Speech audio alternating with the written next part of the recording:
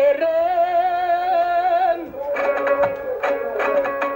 ақ қардай көңілімді көршіменен қосылып төсекті бас төскейден ал ешқашан бөлінбеген еншілерің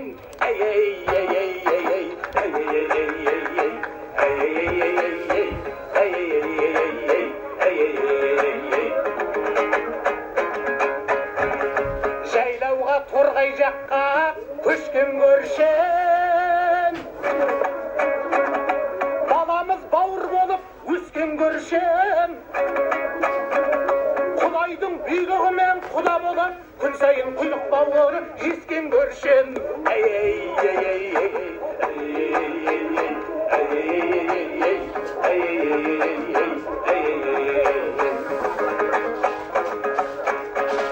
суынан бір өзеннің ішкен көршім егіні қатар тұрып піскен көршім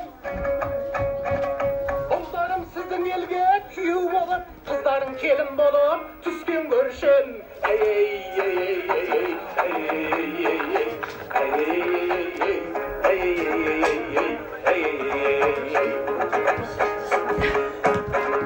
қадірін сыйластықтың білген көршім сүт сақтап бір-біріне жүрген көршім осындай ұлы тойды бірге өткізіп қайырлы бола берсін оу үрген көршім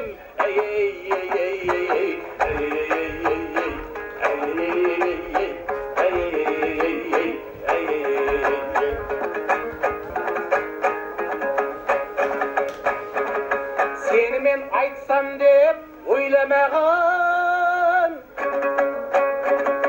алдыңда жайнап отыр қайранағың қазағым тың қаталдау халық еді абайын болыс қылып сайламаған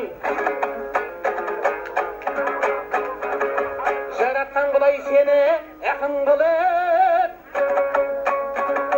айтыста ұстаушы едің тақымдыны халқына шеңберіңнен үлкен алғыс көтерген төбесін ау әкім қылып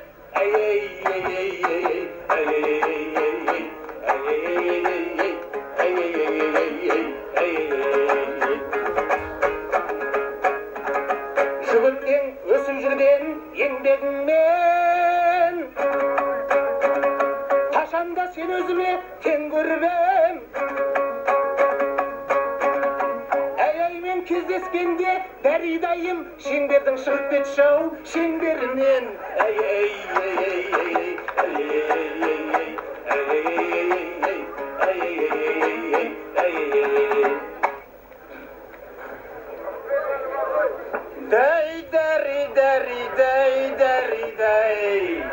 биікте желбірейді байрақ елдің сәкені маққу еді айнакөлдің түн ауа осы жерден кетіп едім түс ауа алдарыңа қайра келдім дай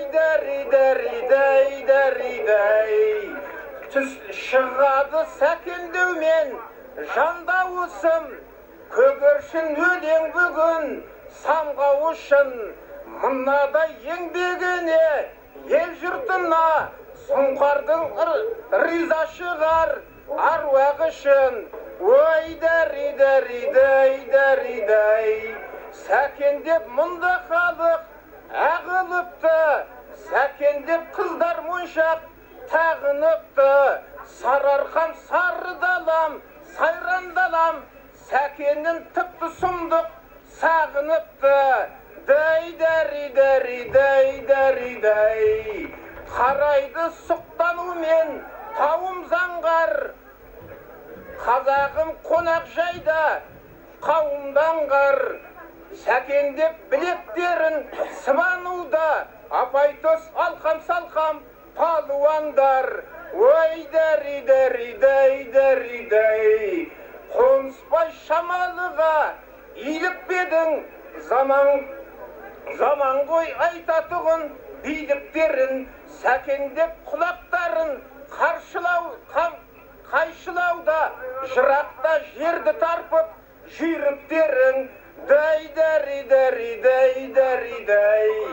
Айтайын ел алдында өршілуден көңілім шамалыға көншімеген қонысбай құлағымды бекіттің сен қайталап қайта көршіменен ой дай көршімен рас менің құтыр келі білгішқан ауылымның түтіндері торғайың облыс боп қайташылып жыртығын көңілімнің бүтіндеді дай дұрыс қой ақыл айтса ел сенгені тарихын қанша рет теңселмеді қарт торғай жабылғанда қарт ұлтауым суағып сақалынан кемсеңдеді дай айтайын әрбір сырды жариялай өлеңім ақсын аппақ дариядай қарт торғай жабылғанда қайғырды ұлтау құрдасы қайтыс болған қариядай дай оралды басқа міне қашқан бақыт тастайын қар өлеңді дастандатып торғайың ашылғанда шүйіншіледім басымнан құлақшынды аспан қатып дай әкімдік қызметті қуа біткен ақындық тұла бойға туа біткен болғаны халық берген айрылмасам ардақты ұлсың деген куәліктен дай әкімдік ақындықтай мәңгат емес әкімдіктей мәңгат емес қызмет бұл айтыста мандат емес генерал болуға да ұмтылмаған солдаттар бірақ қақа солдат емес ой дай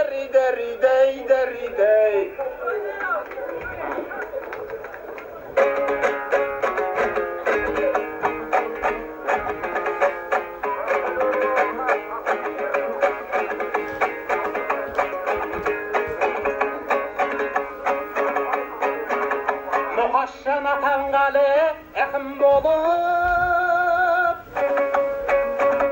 жүрсің ғой бұлағана жақын болып біздегі кездесейік көп жүретпей сен өзі облысмау әкім болып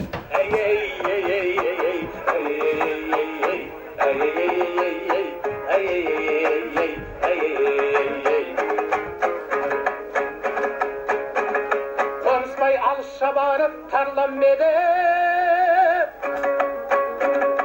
самбайге жарыстарда алған беді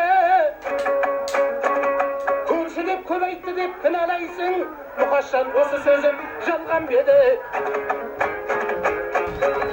томпардай жүрмін жерді тартып деймін шығады жырларымда шалқып деймін білесің қай кезде де жақсы көрші туыстан жаман жәутек артық деймін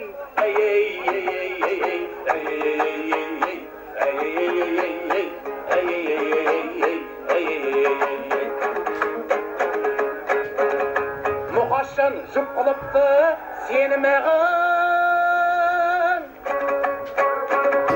сондықтан болмасынды көңіл алаң айтысқа шыққан сайын мақтанушың аузыма түкірді деп ергағым қырыққа толмаса да жасың деймін ешкімге иілмеген басың деймін дауысы ирек болғаныммен еріктің күйшілігі ау басым деймін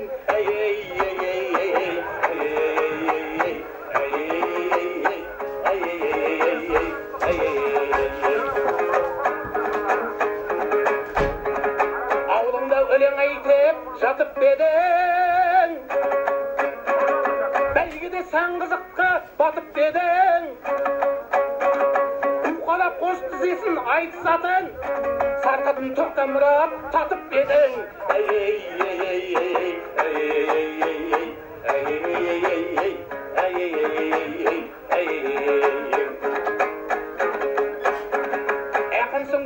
Орталық мойындаған белгілі сондықтан да жайылмаған тиіссе домбырама айтам деген басыған шумақтарын дайындаған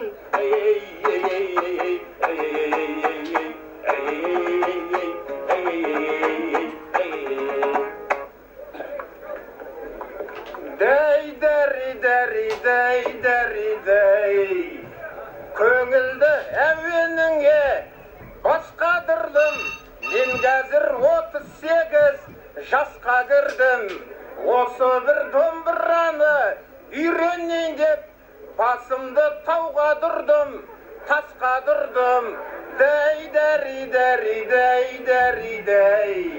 той деген ортасы ғой тәрбиенің сен өзің торғайыңның ән күй едің осы бір домбыраны қондырам деп түнедім басына да әулиенің дәй қоныспай келген жерің торғай мекен ел жұртың қолын ұрып қолдай мекен қазақтың мәтелі бар білесің ғой қонбайтын өнер бірақ қонбайды екен дәй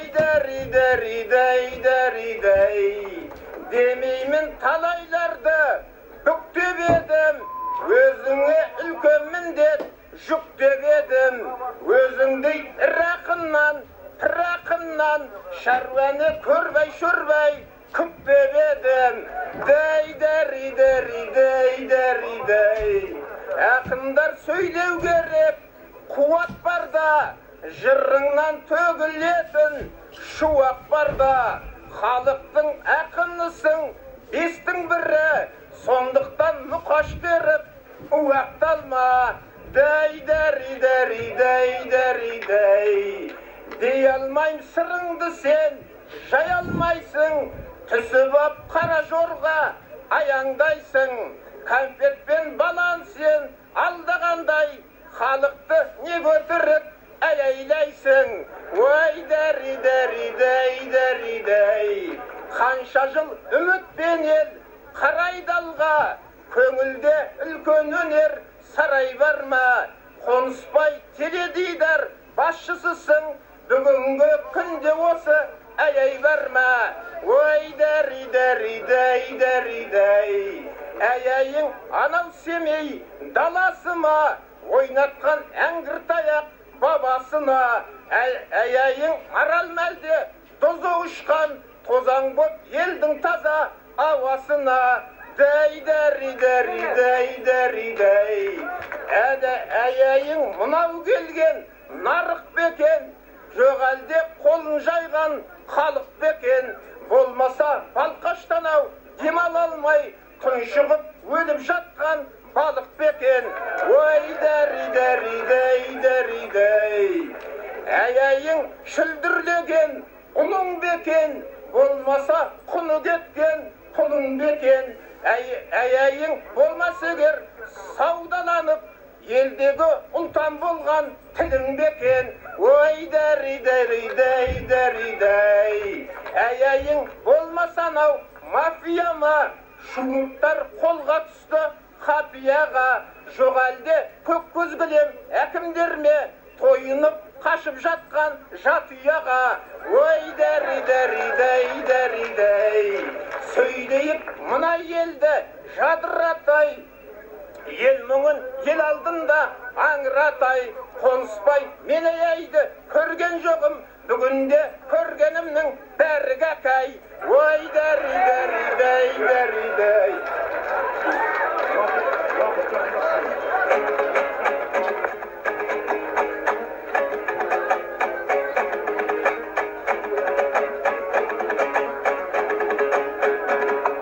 өнермен көп алдында ой қастадың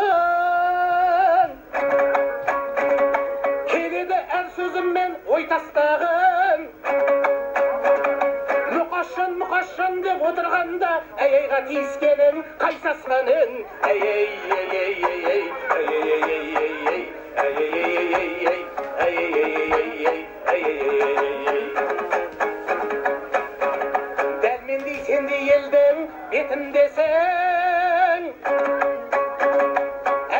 салам халқым өтінгесін.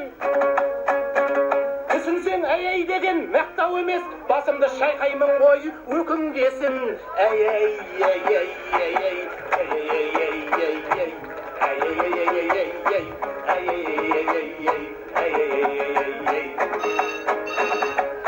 Іштеген қыз болып қайнап отыр, жоқшылық тұсап мені байлап отыр. Істейтін содан кейін амалы жоқ, қонысбай әй айтып сайрап отыр.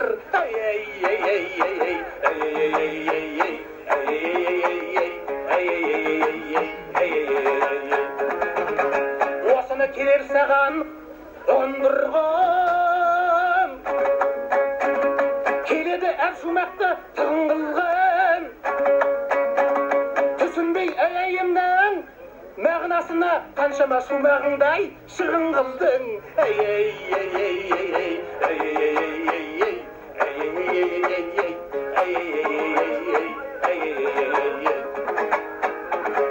Өнерді мен жасымнан сүйетінен,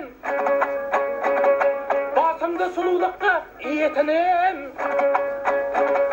Көсеу қып ұстауға сен домбыраны, қалайша қорықпайсың киесінен.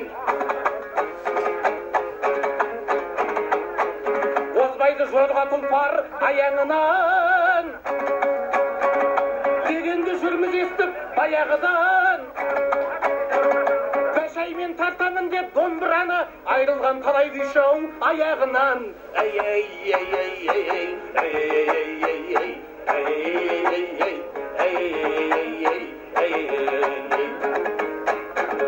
Сондықтан ғажап емес кеш қалуың,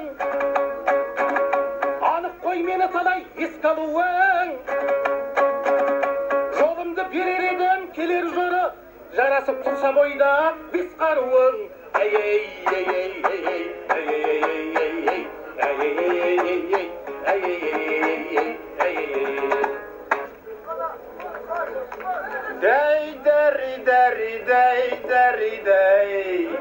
Бұл өлең бабалардан сарқыт бекен, айтысу ақындарға тәртіп бекен.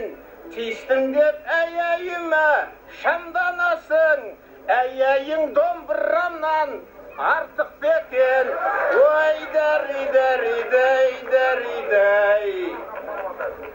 Сен мылтықты маған олай кеземеші, ақынбыз дейікші тең терезесі.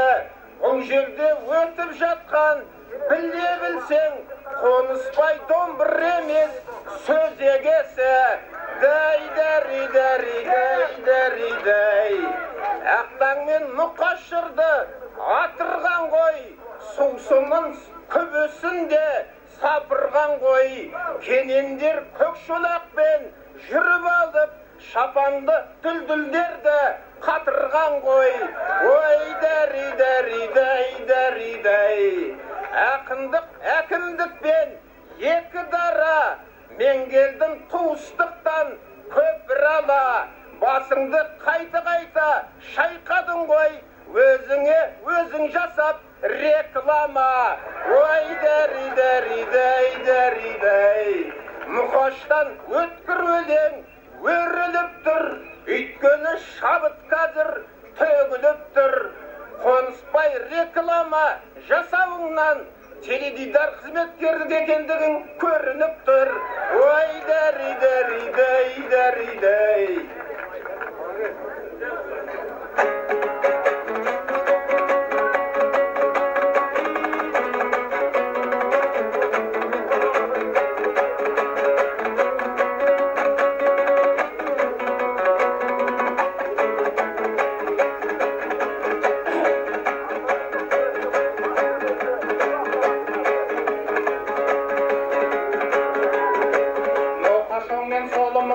байқайық, тұлпардай бір бауыры жазып қайтайық. Оралқы сөз бәйге алмасын бұл тойда, ел тыңдайтын ойды сөзді айтайық. Сәкен ағам келсе қайта тіріліп, болса алдартына бұрылып өз көзімен көріп талай сұмдықты мұны өмірден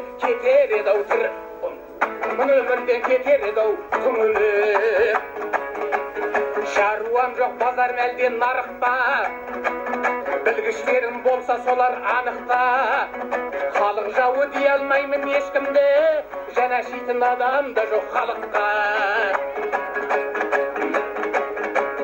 алданып ап үміттеген шіркін шіркінге ертеңіңе сенім арту мүмкін бе ғұмыр бойы жиған терген ақшаңды үкіметтің жібер деп бір күнде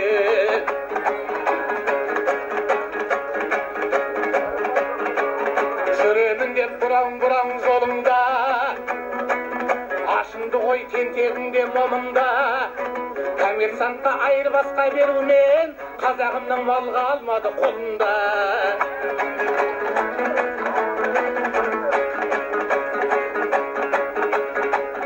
осыны ойлап көңіл шіркін алам ғой кейбір кезде қайғырып та қалам ғой 32-ні елестетіп көзіме нарық деген аштық таңдау жаман ғой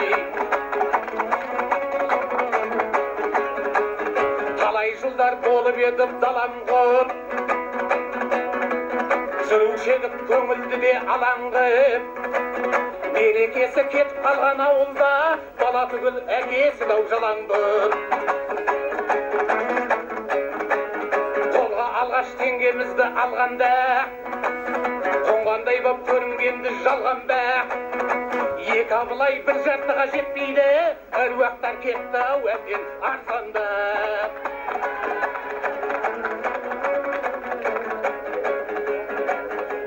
болды қулық сұмдық әбден бейімді не айтамыз ұрпақтарға кейінгі бұл жомарттың бұл нарығың жомартты да кешегі ау сараң етті бұзып болды пейілді айтар жырым бұл орайда бітпеді сондықтан да көңіл шіркін күптеді халқы үшін қиған кезде өмірін сәкен ағам осы мені күткен күткен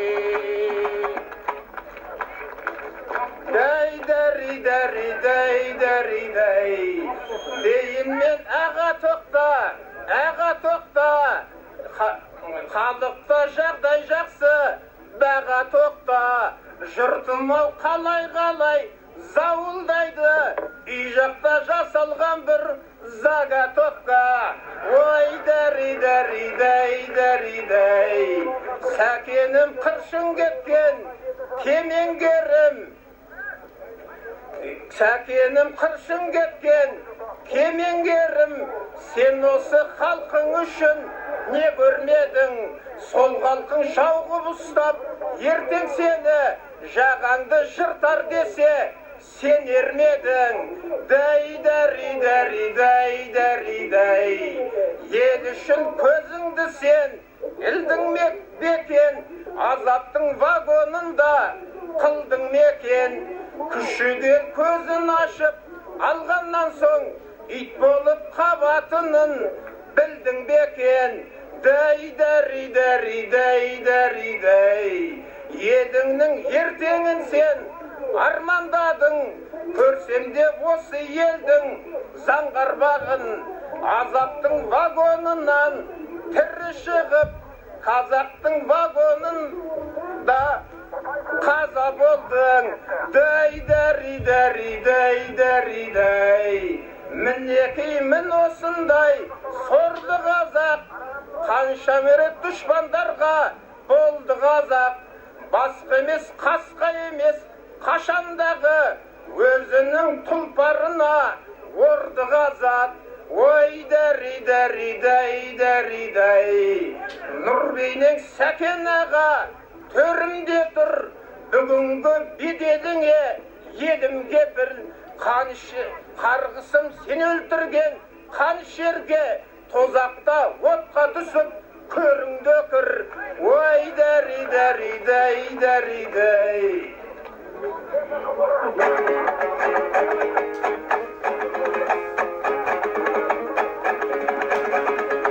отырмын әр сөзіңді електей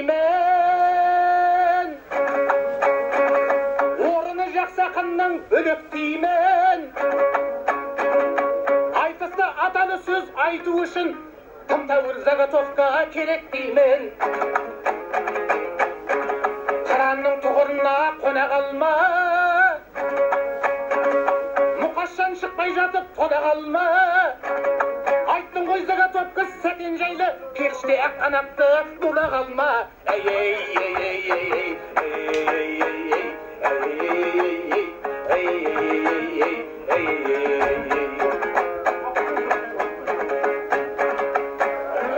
қандай тау ұлытаумен таласармай,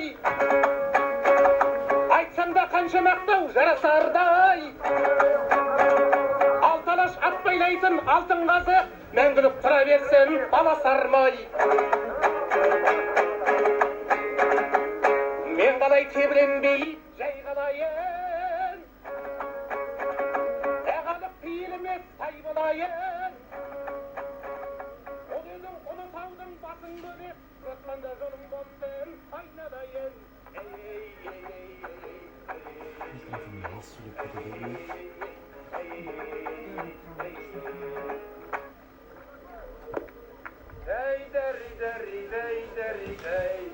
Келмейді ел алдында қайталанғым, кеспесін ақындардың сайтан алдым.